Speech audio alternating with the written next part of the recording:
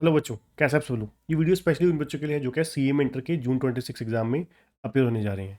और सबसे पहले जो बच्चे चैनल पे नए हैं, चैनल को सब्सक्राइब करना और बेल आइकन दबाना मत भूलिएगा। और सीएम इंटर की क्लासेस बाय करने के लिए बहुत ही अफोर्डेबल प्राइस पे high quality video lecture available है, अनलिमिटेड व्यूज़ के साथ, बहुत ही क्वालिटी के अंदर नोट्स, पास्ट क्वेश्चन बैंक और सबसे इंपॉर्टेंट एमसीक्यू बुकलेट और गाइडेंस सपोर्ट के साथ। डिस्क्रिप्शन में आपको लिंक मिल जाएगा और लिंक पे क्लिक करके बाय कर सकते हैं, और कॉन्टैक्ट नंबर भी दिया हुआ है क्लासेस बाय करने के लिए और टेस्ट सीरीज के लिए भी। ठीक है, सबसे पहले चलिए बात करते हैं इस वीडियो में कि हमें डेली कितने सब्जेक्ट और डेली कितने आवर्स स्टडी करने चाहिए, जो सबसे इम्पॉर्टेंट है।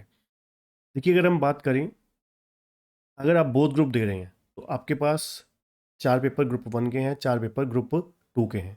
ठीक है, तो अगर आज के अकॉर्डिंगली देखा जाए तो आपके पास अब नवंबर, दिसंबर और 5 महीने 2026 के पड़े हैं, तो कुल मिला के आपके पास 7 मंथ्स हैं। ठीक है, अगर हम लास्ट मंथ जो है आपका छोड़ दें रिवीजन के लिए, मई 2026 का अगर मंथ छोड़ दें रिवीजन के लिए, और बाकी हमारे पास 6 महीने बचते हैं। ठीक है, 6 महीने में हमारे को 8 सब्जेक्ट अगर रेडी करने हैं, तो मान के चलिए आपको डेली के एक दिन में आपको कम से कम मान के चलिए कम से कम 6 घंटे स्टडी करना ही होगा। ठीक है, 6 आवर्स कम से कम डेली स्टडी करना ही होगा। ठीक है, अगर आप चाहते हैं कि आपका 6 महीने में सारा सिलेबस ख़त्म हो जाए, आठों के आठों सब्जेक्ट। ठीक है, और इसके साथ अगर हम बात करें कि डेली सब्जेक्ट्स कितने पढ़ने हैं, सब्जेक्ट आपको एक दिन में 3 से ज़्यादा नहीं पढ़ने।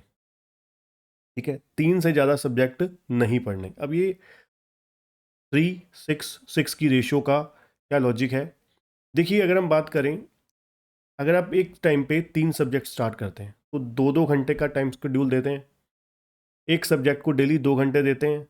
मान लीजिए आपने पहले ग्रुप 1 स्टार्ट किया, फाइनेंशियल अकाउंटिंग, उसके साथ आप कॉस्ट अकाउंटिंग शुरू कीजिए, साथ में आप लॉ स्टार्ट कीजिए। एफए को 2 घंटे दिए, कॉस्ट को 2 घंटे दिए, और लॉ को भी 2 घंटे दिए।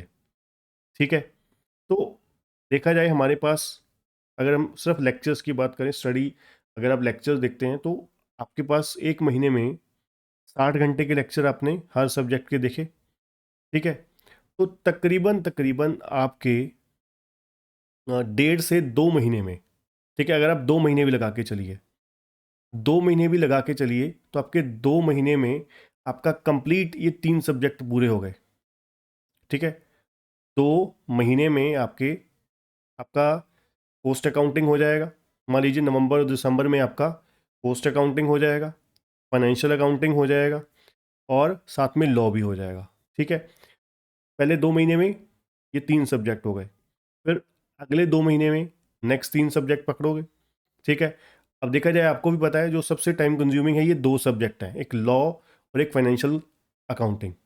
ठीक है, फिर अगर हम बात करें नेक्स्ट, नेक्स्ट जो है आपका टैक्स लॉ भी है, वो टाइम कंज्यूमिंग है थोड़ा सा। सेकंड ग्रुप में पेपर जो है वो टाइम कंज्यूमिंग नहीं है।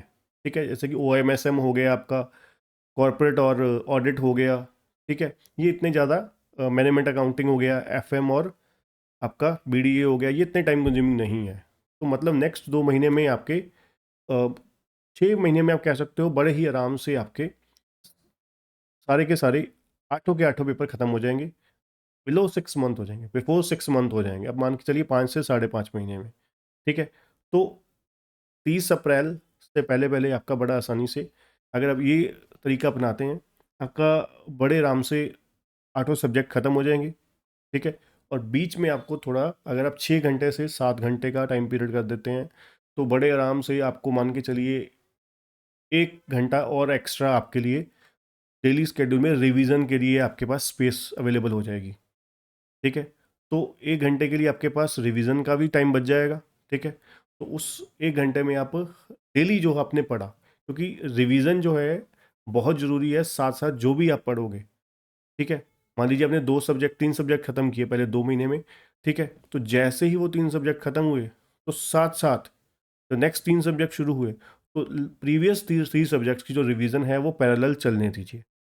ठीक है, रूटीन बेसिस पर मान लीजिए आपने हफ्ते में 6 दिन रिवीजन प्लान रखा, तो 2 मान लीजिए 3 सब्जेक्ट आपके निकले पीछे, तो वो 1-1 घंटा डेली, ठीक है, 1 घंटा एक सब्जेक्ट का, फिर दूसरे दिन दूसरे सब्जेक्ट का, ठीक है, वो इस तरीके से आपको रिवीजन करके चलिए।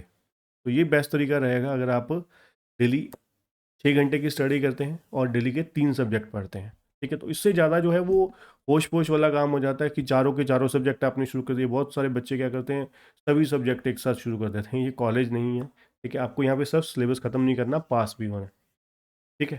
तो मिलते हैं नेक्स्ट वीडियो में। चैनल को सब्सक्राइब करना मत भूलिएगा और CMNT क्लासेस बाय करने के लिए विजिट कीजिए kcctutorial.com।